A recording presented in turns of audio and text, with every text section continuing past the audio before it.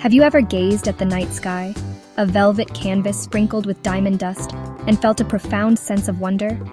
Have you felt the pull of the cosmos, a silent invitation to ponder the great unanswered questions? What secrets lie hidden in that vast, silent expanse above us, just beyond the reach of our eyes, but not our imagination? For all of human history, we have looked up and dreamed, telling stories to fill the void of our understanding.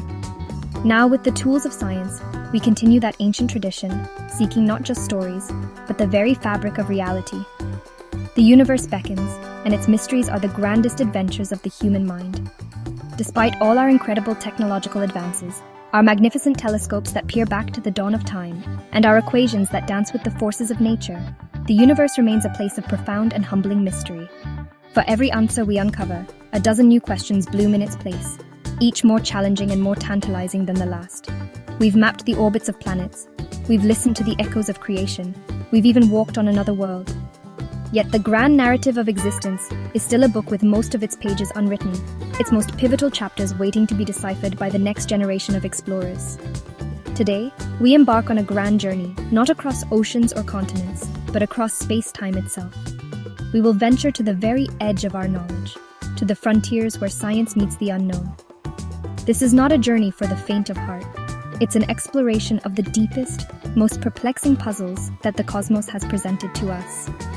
We will confront the limits of our perception and the boundaries of our theories. Together, we'll journey through the top 10 greatest mysteries in the universe, puzzles that continue to challenge and inspire even the brightest scientific minds on our small blue world. So find a comfortable seat, open your mind, and prepare to be astonished. The story of the universe is our story, written in the language of starlight and gravity, time and space. It is a story of explosive beginnings, of invisible forces shaping the galaxies, and of a destiny that is still unfolding across billions of light years. The cosmos is waiting.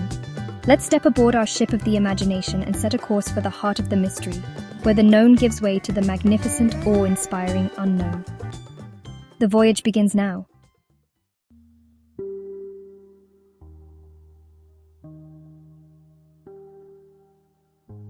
Our cosmic story begins, as far as we can tell, 13.8 billion years ago. At this moment, everything we know, every star, every galaxy, every atom in your body, was compressed into a space smaller than a single grain of sand. A point of unimaginable density and heat, a singularity. Then, in an instant that defies all earthly comparison, it happened, the Big Bang. This was not an explosion in space, but an explosion of space itself. It was the sudden, violent unfurling of the entire universe, the birth of time, and the beginning of the cosmic clock that continues to tick to this day. It is the first sentence in the grand epic of existence. But this profound starting point is also our first great mystery. Science can run the clock backwards, tracing the expansion of the universe to this initial fiery state. We can see the afterglow of this event, the cosmic microwave background radiation, a faint echo of creation that fills all of space. Our physics works beautifully up to a fraction of a second after the bang. But the moment itself, the spark that lit the cosmic fuse, remains shrouded in complete and utter darkness. What force, what mechanism, could have triggered such a cataclysmic and creative event? The question hangs in the air, the most fundamental why of them all. To ask what came before the Big Bang is a question that may not even make sense in our current understanding of physics. If time itself began with the Big Bang, then the concept of before becomes meaningless, like asking what is north of the North Pole. It's a paradox that challenges the very structure of our language and our logic. Some theories propose a cyclical universe, a series of Big Bangs and Big Crunches, an eternal cosmic breath. Others imagine our universe budding off from a parent universe in a larger multiverse, a single bubble in an infinite cosmic foam. These are ideas born from mathematics, beautiful and elegant, but as yet, they remain beyond the reach of any experiment we can devise. And so we are left to contemplate the ultimate enigma, the transition from nothing to something. How does a universe spring into existence from what appears to be a void? What were the laws of physics, if any, that governed this moment of pure potential? Imagining this primordial state pushes the human mind to its absolute limit. It requires us to conceive of a state without space, without time, without matter. It is the greatest cold case in the history of the cosmos, a singular event that gave birth to everything, yet whose own origin story remains the most elusive secret of all. The challenge of imagining nothing, is perhaps the greatest barrier to our intuition. When we try to picture nothing, our minds typically conjure an empty black void. But that void is still a something. It's a space, a three-dimensional stage waiting for actors. The state from which the universe may have emerged was likely more profound. The absence of space itself, the absence of the rules, the absence of time's relentless forward march. It's a concept so alien that our brains, which evolved to navigate a world of objects and distances, simply cannot process it. We are fish trying to imagine a world without water. Some theoretical physicists, wrestling with this ultimate creative problem, have proposed that the universe could have been a random quantum fluctuation. In the bizarre world of quantum mechanics, particles can pop in and out of existence from empty space for fleeting moments. The idea is that perhaps the entire universe, with all its mass and energy, is the result of one such fluctuation on a grand cosmic scale. It suggests a universe born from chance, a statistical probability in a quantum field of pure potential. A universe from nothing, because nothing at the quantum level is a bubbling, seething cauldron of possibilities. This idea also provides a potential answer to another perplexing question. Why is there something rather than nothing? Some models suggest that the total energy of the universe is precisely zero. The positive energy locked up in matter and stars is perfectly balanced by the negative energy of gravity. Think of it like digging a hole. You create a mound of dirt, but you also leave behind a hole. If the universe's total energy is zero, then it would have taken no net energy to create it. It could have, in a sense, borrowed itself into existence without violating the laws of conservation of energy. But these are still just hypotheses, elegant mathematical frameworks without a shred of observational proof. They are the best stories science can currently tell about our origins. The mystery of the Big Bang's trigger is a humbling reminder of our place in the cosmos. We are inhabitants of a vast and ancient structure, but we have no memory of how the foundation was laid. We live in a house without knowing who the architect was, or what blueprint they followed.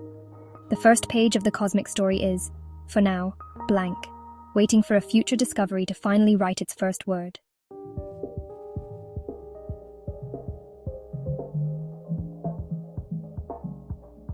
In the immediate aftermath of the Big Bang, in the very first whisper of time, the universe did something astonishing. For a fleeting moment, a period so short it makes a lightning strike seem like an eternity, it expanded faster than the speed of light. This wasn't a violation of Einstein's theory of relativity, as nothing was traveling through space faster than light. Rather, space itself was stretching, swelling at an exponential rate. This period is known as cosmic inflation. In a fraction of a second, a region of space smaller than a proton ballooned to the size of a grapefruit, or perhaps even vastly larger. This incredible growth spurt set the stage for the universe we see today. This theory of inflation solves some of the biggest puzzles of the Big Bang model. For one, it explains why the universe is so remarkably uniform on the largest scales. If you look at the sky in one direction, the cosmic microwave background temperature is almost identical to the temperature in the complete opposite direction. Without inflation, these two regions would never have been in contact to even out their temperatures. But inflation suggests they were once incredibly close, achieved thermal equilibrium, and were then violently ripped apart, stretching this uniformity across the entire observable cosmos. It's a beautifully elegant solution to a deep cosmological problem. But here we encounter our next great mystery. What triggered this incredible inflationary event? What was the fuel for this hyperexpansion? The leading hypothesis points to a hypothetical field, dubbed the inflaton field, that permeated all of space in this primordial era. This field would have possessed a kind of repulsive gravity, pushing everything apart instead of pulling it together. For a brief moment, this field dominated the universe, driving its exponential growth. It was like a cosmic engine running at full throttle, stretching the fabric of space-time until it was smooth and flat. And then, just as mysteriously as it began, it stopped.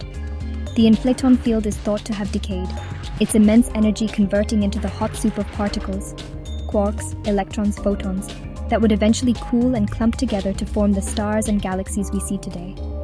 It was the ultimate act of creation following the initial bang, the moment the universe was filled with the raw materials for everything that would ever exist. But what was this field?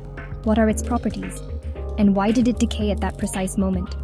As of now, the inflaton field is a ghost in our equations, a necessary component to make the story work, but one we have yet to directly detect. The abrupt end of cosmic inflation is as puzzling as its beginning. Why did the universe's impossible growth spurt suddenly slam on the brakes? The decay of the inflaton field is the most plausible explanation, but the specifics are a complete unknown. What determined the duration of inflation? If it had lasted just a fraction of a second longer, the universe would have expanded so much that matter would be too dilute to ever form stars or galaxies. If it had been shorter, the universe might have collapsed back on itself. The timing seems exquisitely fine-tuned for a cosmos like ours to exist, a coincidence that leaves many scientists feeling uneasy. This leads to one of the most mind-bending ideas in all of science: eternal inflation. Some models suggest that inflation, once started, never completely stops everywhere. While it may have ended in our pocket of space, allowing our universe to form and evolve, it could still be raging on in other regions, far beyond the horizon of what we can see. In this scenario, new universes, or bubble universes, are constantly being born from this eternally inflating background. Each bubble could have its own unique set of physical laws, its own constants of nature, its own destiny. Our universe would be just one island in an infinite cosmic ocean. This concept of a multiverse is a direct, though unproven consequence of some of our best theories of cosmic inflation. It suggests that the conditions that led to our universe might not be special at all, but simply one random outcome among an infinity of others. It would explain the apparent fine-tuning of our cosmos as a simple selection effect. We exist in one of the bubbles where the conditions are right for life because we couldn't exist anywhere else. It's a powerful idea that transforms our home from the universe into a universe, one of countless variations on a cosmic theme. Yet for now, the multiverse remains a tantalizing but untestable hypothesis. We have no way of communicating with or observing these other potential universes. They are, by their very nature, causally disconnected from us. The mystery of cosmic inflation, therefore, is twofold. It's not just about understanding the engine that drove the expansion of our own universe, but also about whether that engine is still running, churning out new cosmic realms far beyond our reach. The end of inflation in our neighborhood might just be the beginning of an infinitely larger and more fantastic story.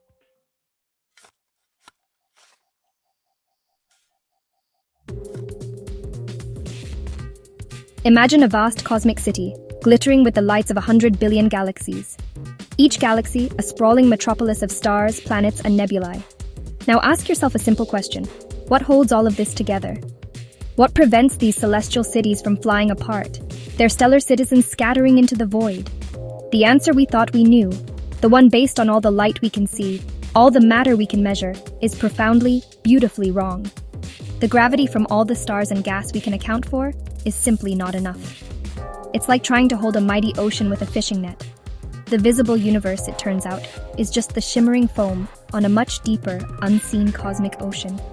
Our journey to understand this cosmic discrepancy began not by looking into the deep void, but by observing the graceful dance of galaxies themselves. In the 1930s, the Swiss astronomer Fritz Zwicky watched the Coma cluster of galaxies, a majestic swarm of over 1,000 galactic islands. He measured their velocities and found them moving at incredible speeds, far too fast to be gravitationally bound by the matter he could see. He realized there had to be something else there, an unseen mass, a Dunkelmaterie, or dark matter, providing the extra gravitational pull. His calculations suggested that this invisible substance outweighed all the visible matter by an astonishing amount. Zwicky's idea was largely ignored for decades, a whisper in the cosmic wind. Decades later, in the 1970s, the astronomer Vera Rubin provided the smoking gun.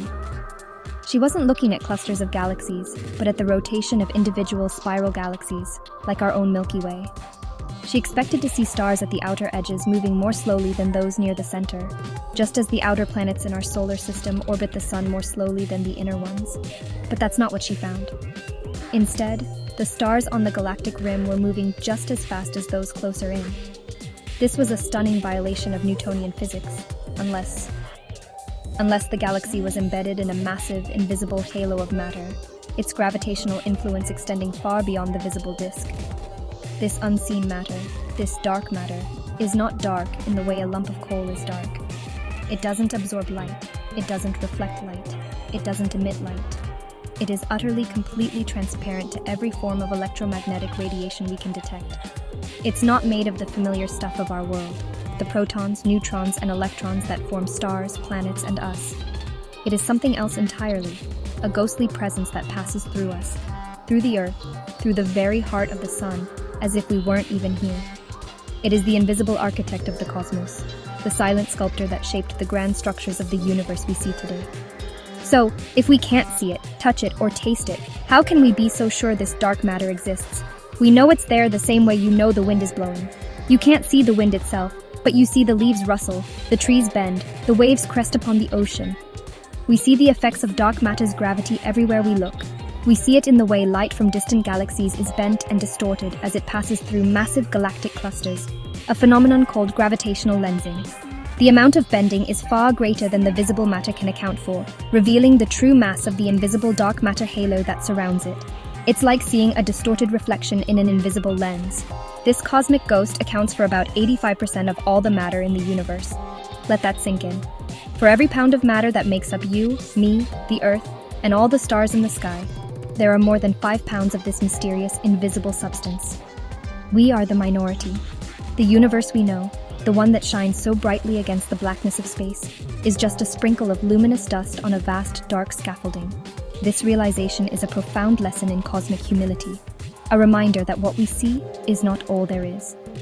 We are explorers on the shore of a vast, dark ocean, just beginning to map its hidden currents. The search for the identity of dark matter is one of the greatest scientific quests of our time. Physicists have proposed a menagerie of exotic candidates. Could they be WIMPs? Weakly interacting massive particles? These are hypothetical particles that, as their name suggests, barely interact with normal matter, except through gravity and the weak nuclear force. To find them, scientists have built incredibly sensitive detectors deep underground, shielded from the cosmic rays that constantly bombard our planet's surface. They are waiting, listening in the deep silence, for the faintest whisper of a dark matter particle bumping into an atomic nucleus. It is an experiment of monumental patience and precision. Or perhaps dark matter is something even stranger, like axions, incredibly lightweight particles proposed to solve a different puzzle in particle physics. Or maybe it's primordial black holes, formed in the chaotic furnace of the Big Bang itself. The truth is we don't know. We are charting unknown territory, pushing the boundaries of our knowledge into the darkness. The hunt for dark matter is not just about finding a new particle. It's about uncovering a fundamental component of our cosmic reality, a piece of the puzzle that will rewrite our understanding of the universe and our place within it. The ghost is in the machine, and we are determined to find it.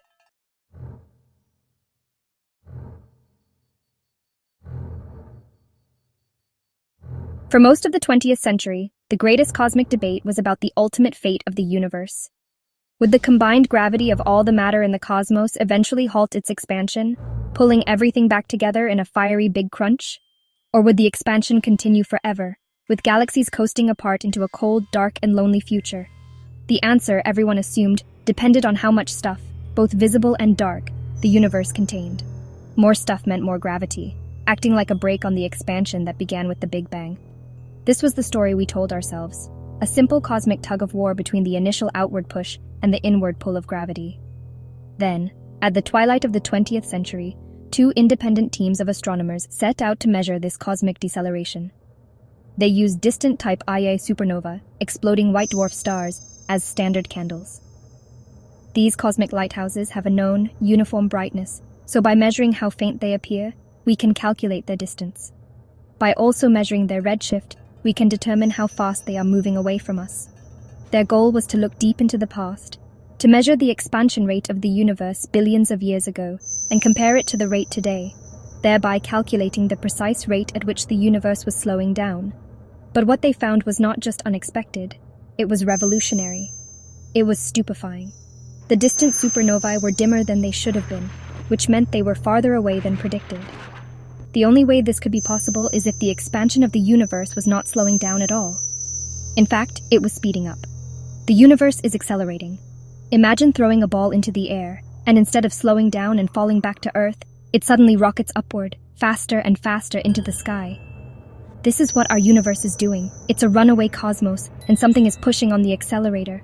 This discovery turned cosmology on its head. It was as if we had been sailing on a calm cosmic sea, only to discover that a powerful unseen current was carrying us toward an unknown horizon at an ever-increasing speed. The force driving this acceleration was given a name as mysterious as its nature: dark energy. It wasn't just a minor correction to our models, it was a dominant force in the cosmos. The data suggested that this strange energy constitutes nearly 70% of the total energy density of the universe. It is the cosmic majority leader, and its agenda is to push everything apart. So, what is this dark energy? The simplest explanation, and the one that currently fits the data best, is that it's the cosmological constant. This was an idea first proposed and later abandoned by Albert Einstein. He introduced it into his equations of general relativity to create a static, unchanging universe, a fudge factor to counteract gravity's pull. When Edwin Hubble discovered the universe was expanding, Einstein famously called it his biggest blunder. But perhaps he was right for the wrong reason. Perhaps there is an intrinsic energy inherent in the fabric of space-time itself, an energy of the vacuum. Think about it. Even in the most perfect vacuum, a space completely empty of matter and radiation, quantum mechanics tells us that it's not truly empty. It's a seething foam of virtual particles that pop in and out of existence for fleeting moments. This quantum bubbling could, in theory, endow empty space with a repulsive energy, a kind of anti-gravity that pushes space-time apart. This vacuum energy would be constant everywhere and at all times, causing the universe to expand at an ever-increasing rate. It is the energy of nothingness, and it's reshaping the cosmos on the grandest of scales. The problem is, when our best theories from particle physics are used to calculate how much of this vacuum energy there should be, the answer is spectacularly wrong. The predicted value is about 10 to the power of 120 times larger than what we observe. That's a 1 followed by 120 zeros. This is, without a doubt, the worst theoretical prediction in the history of physics. It's a discrepancy of cosmic proportions, a chasm between theory and observation that tells us we are missing something fundamental in our understanding of gravity, quantum mechanics, or both. It's the universe's greatest mystery, hiding in plain sight in the emptiness of space. Could dark energy be something else? Perhaps it's not constant, but a dynamic field that changes over time, something physicists have nicknamed quintessence. Or maybe our theory of gravity, Einstein's general relativity, is incomplete and needs to be modified on cosmic scales. We just don't know. Understanding the nature of dark energy is the key to understanding the ultimate fate of our universe. Is it a constant force that will lead to a big freeze, where galaxies are pushed so far apart that the sky becomes dark and empty? Or could it grow stronger, leading to a big rip that tears apart galaxies, stars, and even atoms themselves? The future of everything depends on the answer.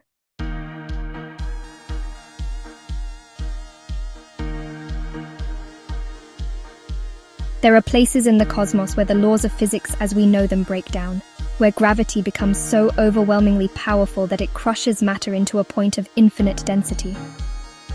These are the monsters of the universe, the ultimate cosmic prisons from which nothing, not even light, can escape. These are black holes.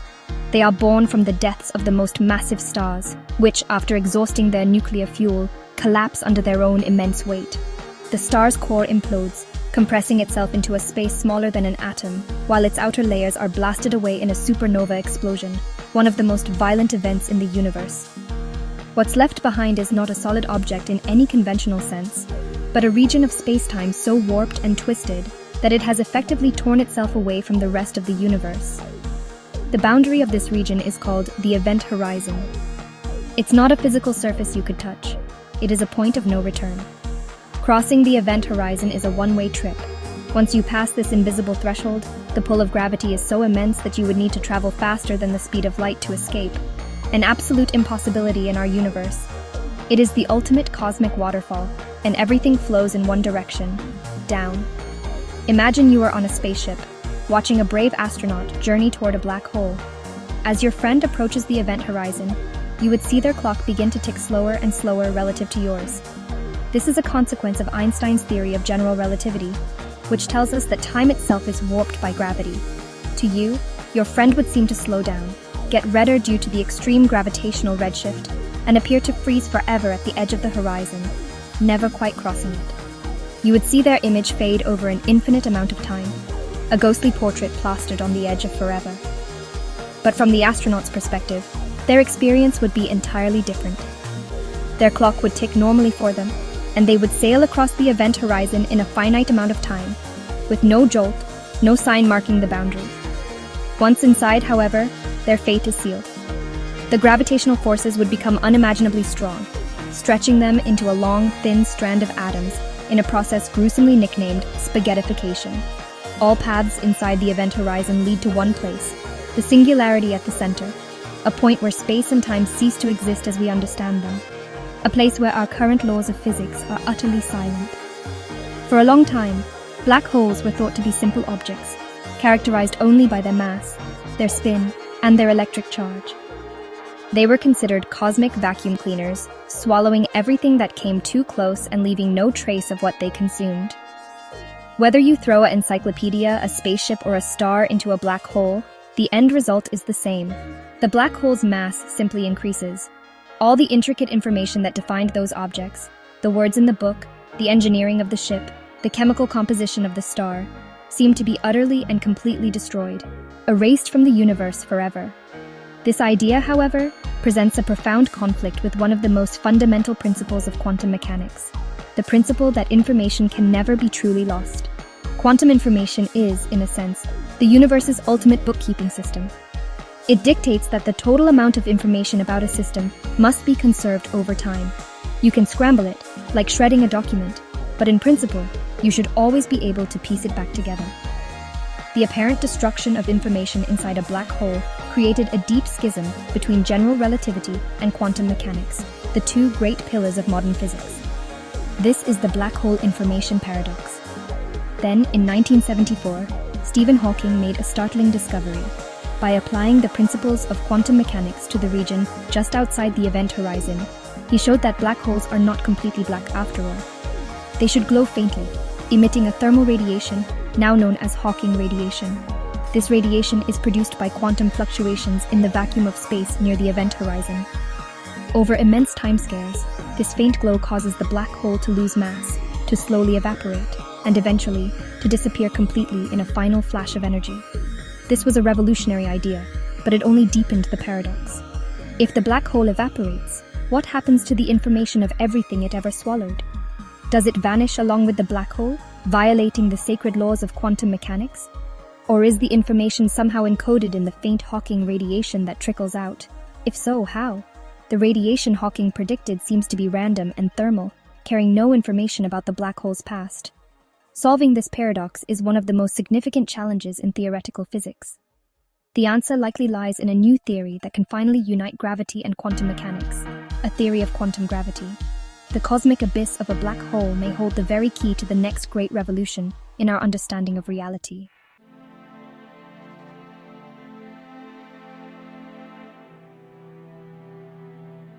Imagine a time before time as we know it, a universe without a single point of light.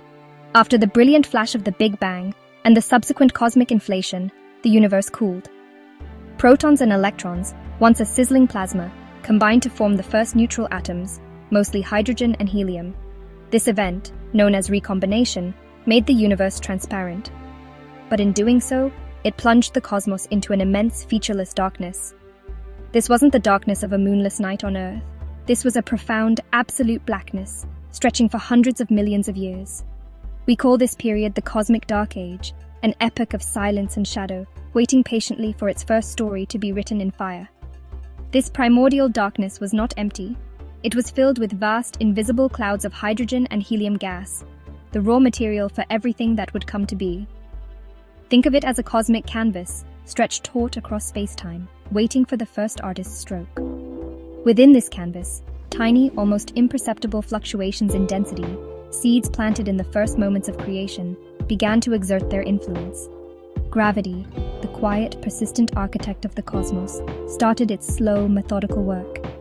It began to pull these wisps of gas together, molecule by molecule, atom by atom, across unimaginable distances, beginning a process that would eventually break the long cosmic night. The scale of this undertaking is almost beyond human comprehension.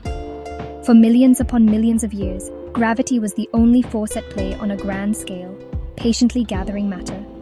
It was a cosmic ballet of accretion, where regions with slightly more mass pulled in their surroundings, growing ever denser. These weren't yet stars, or even protostars. They were just cold, dark, and increasingly massive congregations of primordial gas, collapsing under their own immense weight. The universe was holding its breath, the pressure building in these isolated pockets of nascent creation, each one a potential cradle for a new kind of cosmic entity, a star. What was it like inside one of these collapsing clouds? A slow, inexorable compression, where the gentle pull of gravity gradually overcame the gas's own internal pressure. As the atoms were squeezed closer and closer together, the temperature at the core of these clumps began to rise. From the near absolute zero of the cosmic void, the temperature climbed, first to hundreds, then thousands, then millions of degrees. The universe was on the brink of a monumental transformation. The long, silent darkness was about to be shattered by the birth of the very first light, a dawn forged in the heart of a gravitational crucible. The stage was set for the first stars. And then, light. After an eternity of darkness, the first star ignited, a beacon in the cosmic wilderness. At the core of the most massive, most compressed gas cloud, the temperature and pressure reached a critical threshold, a point where hydrogen atoms, the simplest building blocks of the universe, were forced to fuse together, creating helium and releasing a tremendous burst of energy. This is nuclear fusion, the engine that powers all stars, including our own sun. But these first stars were unlike any we see today. They were titans, behemoths hundreds of times more massive than our sun, burning with a brilliant blue-white intensity and living lives that were violent, spectacular, and short. These first stellar giants, often called population 3 stars, were pristine. They were forged from the pure hydrogen and helium of the early universe, untainted by the heavier elements that would come later. This purity allowed them to grow to such incredible sizes. Their immense mass meant their gravitational pull was enormous, causing them to burn through their nuclear fuel at a ferocious rate. They lived for only a few million years, a mere cosmic heartbeat compared to the 10 billion-year lifespan of a star like our sun. But in their brief, dazzling existence, they began a process of cosmic alchemy that would change the universe forever. The intense ultraviolet radiation pouring from these first stars had a profound effect on their surroundings. It streamed out into the dark neutral hydrogen gas, stripping electrons from their atoms in a process called reionization. The cosmic dark age was officially ending. The universe was becoming transparent and illuminated once more, not by the afterglow of the Big Bang, but by the light of its own children. These first stars were cosmic lighthouses, their light carving out vast bubbles of ionized gas, which grew and merged until the entire universe was once again filled with light. The dawn had broken, not just on one world, but on the entire cosmos. But the most crucial contribution of these first stars came at their death. When these giants exhausted their fuel, they didn't fade away quietly. They exploded in supernovae of unimaginable power, cataclysms that briefly outshone entire galaxies. In these fiery deaths, they forged the first heavy elements, carbon, oxygen, iron, the very elements that make up our bodies and our world, and scattered them across space. These elements seeded the next generation of stars, and the next, and the next. They were the seeds of complexity, the raw materials for planets, and perhaps for life itself. The silent, simple universe was gone, replaced by a dynamic, evolving cosmos, rich with new possibilities.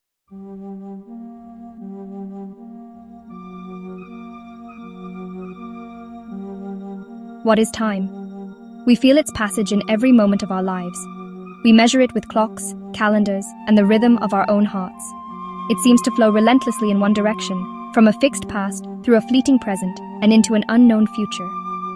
But when we ask physics what time truly is, the answer becomes far more elusive, far more strange. For Isaac Newton, time was absolute, a cosmic metronome ticking at the same rate for everyone, everywhere in the universe. It was a universal clock, independent of us and the events unfolding within it. A simple, elegant, and deeply intuitive idea. But the universe, as it often does, had a surprise in store. That surprise came from a young patent clerk named Albert Einstein. Through his theory of special relativity, he revealed that time is not absolute, it's relative. The rate at which time passes depends on your motion through space. The faster you move, the slower time ticks for you relative to someone standing still. This isn't a trick of perception, it's a fundamental property of the fabric of reality, which Einstein called space-time. Space and time are not separate entities. They are interwoven into a single, four-dimensional continuum. Your journey through space-time is constant, and the faster you travel through the 3 dimensions of space, the slower you must travel through the 1 dimension of time. Then came Einstein's masterpiece, the theory of general relativity, which added another layer of complexity. He showed that gravity itself is not a force, but a curvature in the fabric of space-time caused by mass and energy. The more massive an object, the more it warps space-time around it. And this warping doesn't just affect space, it affects time. Time runs slower in a stronger gravitational field. A clock at sea level will tick ever so slightly slower than a clock on a mountaintop. This effect, known as gravitational time dilation, is real. The GPS satellites orbiting our planet have to constantly adjust their clocks to account for it, or their positions would be off by miles every single day. So, your personal experience of time, your now, is not universal. It's local. It's tied to your specific location and motion within the cosmic tapestry of space-time. There is no master clock for the universe. An astronaut near a black hole, where gravity is extreme, could experience hours while billions of years pass for the rest of the cosmos. This shatters our common-sense notion of a shared, simultaneous present. The universe, it seems, doesn't have a single now. It's a vast collection of individual nows, each ticking at its own rate, all woven together by the laws of relativity into a single, magnificent, and deeply mysterious whole. If time is just a dimension in space-time, like length or width, then why does it seem to have a direction? Why can we remember the past, but not the future? Why do eggs break but never spontaneously reassemble? This puzzle, the directionality of time, is known as the arrow of time. Physics equations, for the most part, are time-symmetric. They work just as well running forwards as they do backwards. A film of two billiard balls colliding would look perfectly normal if you ran it in reverse.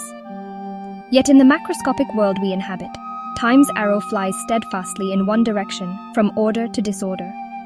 The most compelling explanation for this arrow comes from the second law of thermodynamics.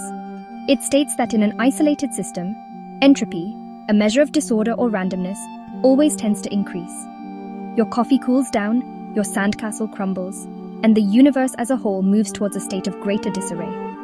The universe began in a state of incredibly low entropy, highly ordered and uniform. From that initial state, it has been evolving, expanding, and becoming more disordered ever since.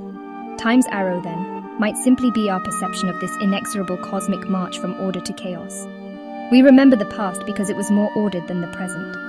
But this raises a profound question. Why was the universe so highly ordered at the beginning? Why was the entropy of the Big Bang so astonishingly low? This is one of the deepest mysteries in all of physics. If the early universe had started in a more typical, high-entropy state, a state of complete chaos, there would be no structure, no galaxies, no stars, no planets, and no arrow of time. Our existence, and the very flow of time we experience, seems to depend on this one exquisitely fine-tuned initial condition. We don't yet have a definitive answer for why this was the case. Could it be that time itself is not fundamental? Some physicists speculate that time is an emergent property, something that arises from a deeper, timeless reality, much like temperature emerges from the collective motion of individual atoms. In this view, at the most fundamental level of reality, perhaps at the Planck scale where quantum mechanics and gravity meet, the concept of time might break down entirely. Is it possible that the universe at its core is static? That the flow we perceive is just a consequence of our macroscopic perspective, a feature of our consciousness interacting with a block universe where past, present, and future all exist simultaneously? The nature of time remains one of science's most profound and mind-bending frontiers.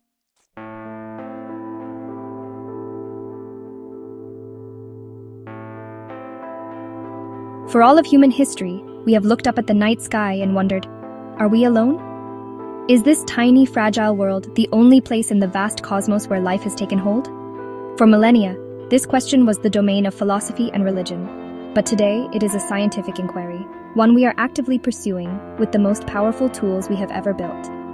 The quest begins with a search for real estate, for other worlds that might provide a suitable home for life as we know it. We're looking for planets that are not too hot, not too cold, but just right.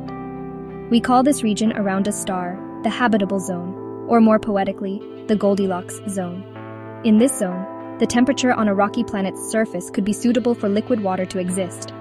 And water, at least for life on Earth, is the essential ingredient, the universal solvent where the complex chemistry of biology can unfold. For decades, we knew of only one such planet, our own. But in recent years, a revolution has occurred. Telescopes like NASA's Kepler and TESS have stared unblinkingly at distant stars, watching for the telltale dip in starlight that indicates a planet passing in front of its star. This transit method has revealed a stunning truth. Planets are not rare, they are common. In fact, there are likely more planets in our galaxy than there are stars. The numbers are staggering. Our Milky Way galaxy contains hundreds of billions of stars. If even a fraction of those stars have planets, and a fraction of those planets are rocky and Earth-sized, and a fraction of those orbit within their star's habitable zone, the potential number of life-friendly worlds becomes astronomical. Current estimates suggest there could be tens of billions of potentially habitable planets in our galaxy alone. Suddenly, Earth doesn't seem so unique. We live in a cosmos teeming with worlds, countless potential cradles for life, each one a cosmic petri dish where the experiment of biology could be running right now. But finding a planet in the habitable zone is just the first step.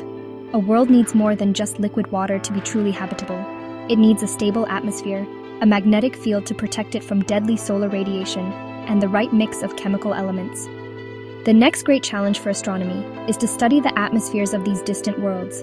Using powerful new observatories like the James Webb Space Telescope, we can analyze the starlight that passes through a planet's atmosphere, looking for the chemical fingerprints of gases like oxygen, methane, and water vapor.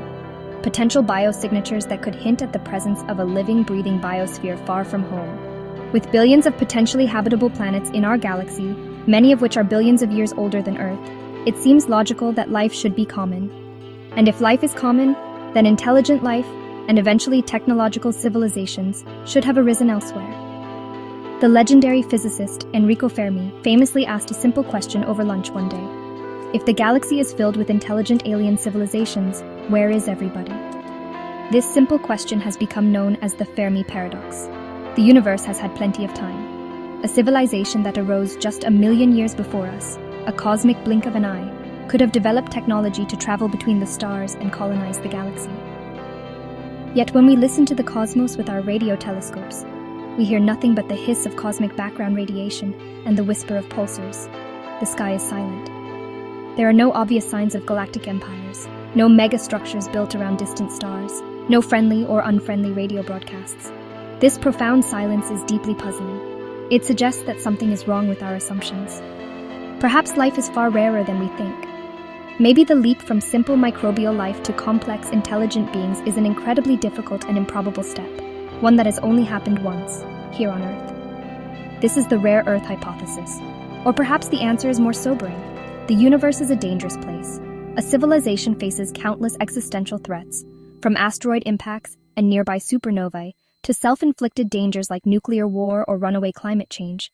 It could be that civilizations inevitably destroy themselves before they can ever reach a stage of interstellar travel or communication. This idea is known as the Great Filter.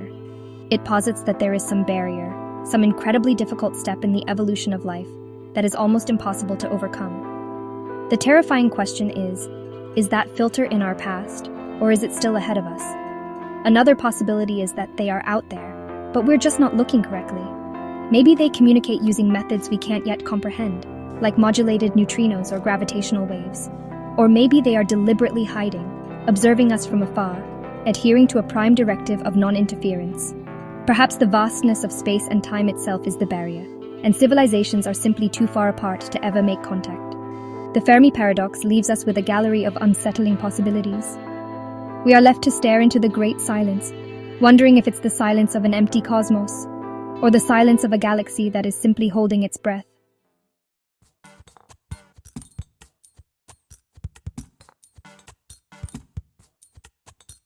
Our journey has taken us to the edge of space and time, to the very limits of what we can observe. But what if that limit, our cosmic horizon, is not the true boundary of reality? What if our universe, in all its incomprehensible vastness, is just one bubble in a boundless ocean of other universes?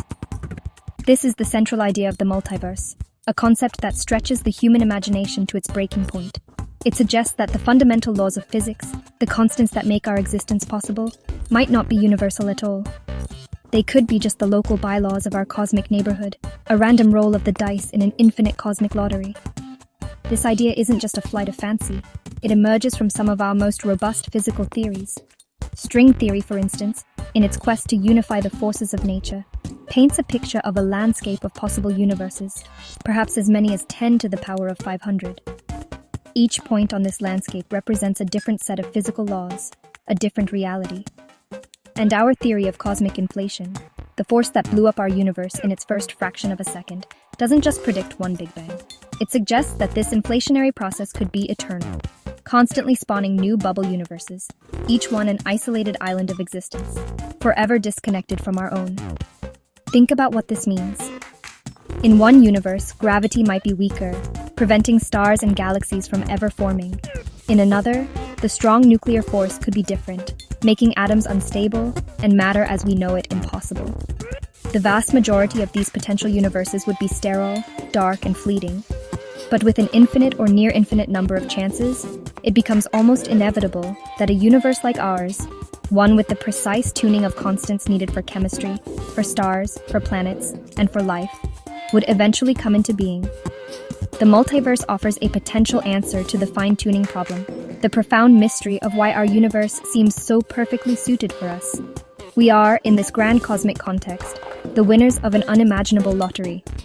We exist not because of some preordained plan, but because in an infinite sea of possibilities, our combination had to come up somewhere.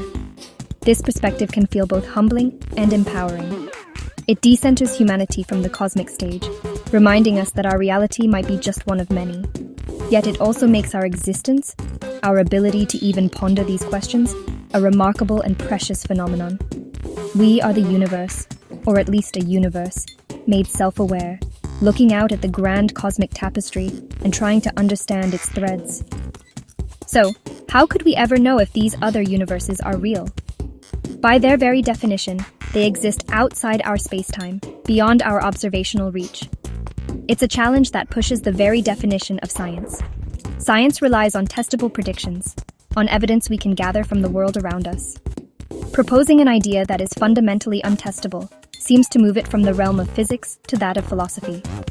Are we simply creating grand stories to explain what we cannot yet grasp? This is a valid and crucial criticism, one that scientists themselves grapple with every day as they explore these theoretical frontiers. And yet, some physicists believe there might be a way to find a whisper of evidence, a faint echo from another cosmic realm. The clue could lie hidden in the oldest light in the universe, the cosmic microwave background radiation. This is the afterglow of our own Big Bang, a baby picture of our universe when it was just 380,000 years old. If another bubble universe had, in the distant past, collided with our own, it might have left a kind of cosmic bruise, a subtle cold or hot spot, a specific pattern of polarization in that ancient light. Finding such a signature would be revolutionary. Teams of cosmologists are meticulously scanning the CMB data, looking for just such an anomaly. So far, the search has been inconclusive. Some intriguing spots have been found, but none have risen to the level of a smoking gun. They could just be statistical flukes in the random noise of the early universe. The challenge is immense, like trying to discern the faint ripple from a single pebble dropped in a distant ocean by observing the waves crashing on our own shore. But the search continues, fueled by the staggering implications of what a discovery would mean. For now, the multiverse remains a tantalizing possibility, a landscape of pure potential that exists in the mathematics of our most advanced theories. It forces us to ask profound questions about the nature of reality and the limits of scientific inquiry. Is it the ultimate explanation for why we are here, or is it a beautiful mathematical mirage? Perhaps future generations with new theories and new ways of seeing the cosmos will find the answer. Until then, the multiverse stands as one of the most mind-bending mysteries, a testament to our relentless drive to imagine what lies beyond the known world.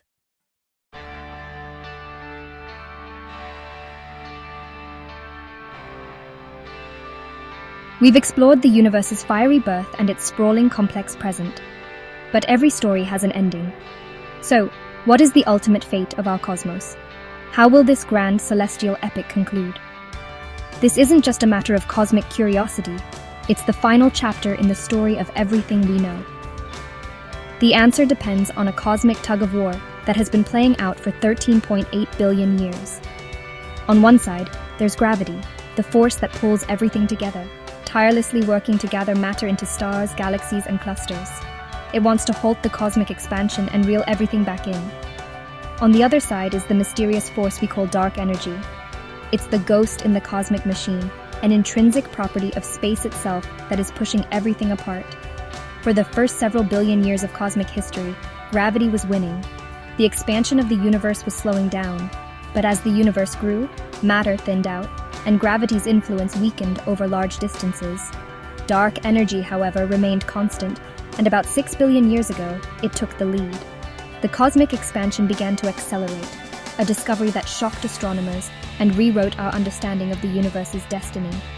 The ultimate fate of the universe now hinges entirely on the nature of this dark energy. Is it a constant, unchanging force, what Einstein called the cosmological constant? Or does its strength change over time? Could it grow stronger, or might it one day weaken and even reverse its push? The answers to these questions will write the final sentence in the cosmic story, leading to several possible and dramatically different endings. Each scenario paints a picture of a far future universe that would be unrecognizable to us today. A future that will unfold over trillions upon trillions of years. Understanding this destiny requires us to look at the universe's total energy density, a value we call omega. If omega is greater than 1, gravity eventually wins. If it's less than 1, expansion wins. If it's exactly 1, the universe is perfectly flat and balanced. Our best measurements today suggest we are incredibly close to that flat, critical density, but the accelerating expansion driven by dark energy complicates this simple picture. The future is not set in stone. It is written in the subtle properties of a force we are only just beginning to comprehend. One possible ending is known as the Big Freeze, or the heat death of the universe. This is what happens if dark energy is a cosmological constant, and the expansion continues to accelerate at its current rate. Over billions and then trillions of years, galaxies beyond our local group will be pushed away from us faster than the speed of light, disappearing over our cosmic horizon. The night sky will grow darker and emptier. Within our own island universe, the stars will slowly burn through their fuel and die out, becoming cold, dark stellar remnants like white dwarfs, neutron stars, and black holes. The universe becomes a cold, dark, and lonely place. But what if dark energy is not constant? What if its repulsive force grows stronger over time? This leads to a far more violent scenario called the Big Rip. In this future, the accelerating expansion becomes so powerful that it overwhelms all other forces. First, it will tear apart the largest structures, like galaxy clusters. Then, it will rip apart the galaxies themselves, pulling stars away from their orbits. As the end approaches, the force will become strong enough to overcome the gravity holding solar systems together, and then the chemical bonds holding planets and even our own bodies together. In the final fraction of a second, atoms themselves will be torn asunder in a final, cataclysmic end to space-time itself. There is a third, older possibility, though it seems less likely in light of current evidence: the Big Crunch. This would happen if dark energy were to weaken or reverse, allowing gravity to finally regain control. The cosmic expansion would slow, halt, and then reverse. Galaxies would begin rushing toward each other, merging in a chaotic cosmic pileup. The temperature and density of the universe would skyrocket, eventually collapsing all of existence back into the same kind of hot, dense singularity from which it began. Some have speculated this could lead to a big bounce, igniting a new universe in an endless cycle of creation and destruction. Each of these fates is determined by the fundamental properties of our universe, by the cosmic battle between gravity and dark energy. Right now, the evidence leans towards the Big Freeze, a long, slow, quiet fade into darkness. But our understanding of dark energy is still in its infancy. Future observations from telescopes like the James Webb and the upcoming Nancy Grace Roman Space Telescope will measure the expansion of the universe with unprecedented precision. They will help us determine the true nature of dark energy, and in doing so, will allow us to read the final page of the cosmic story.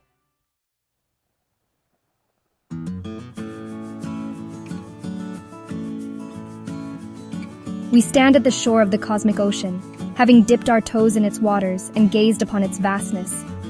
Each of these mysteries, from the spark of the Big Bang to the ultimate fate of the cosmos, from the invisible web of dark matter to the tantalizing possibility of other universes, reminds us of a profound and humbling truth: how much remains to be discovered. We have learned so much, yet our knowledge is but a tiny island in an infinite sea of ignorance. This is not a cause for despair, but a call to adventure. It is the engine of science, the fuel for our curiosity.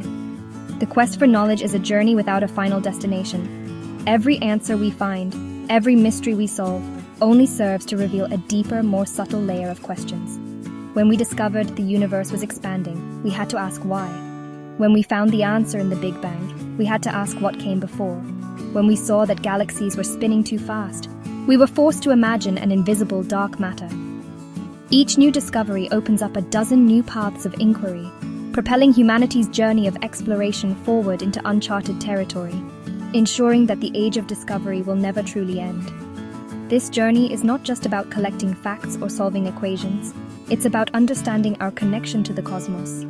The iron in our blood, the calcium in our bones, these elements were forged in the hearts of stars that lived and died long before the Earth was born. We are, in the most literal sense, stardust. The universe is not something separate from us, a distant spectacle to be observed. We are a part of it. We are the means by which the universe has, on this small world, become aware of itself. And so, as we look up at the night sky, we are doing more than just stargazing. We are participating in a timeless human tradition, one that connects us to our earliest ancestors, who looked up at the same stars with the same sense of wonder.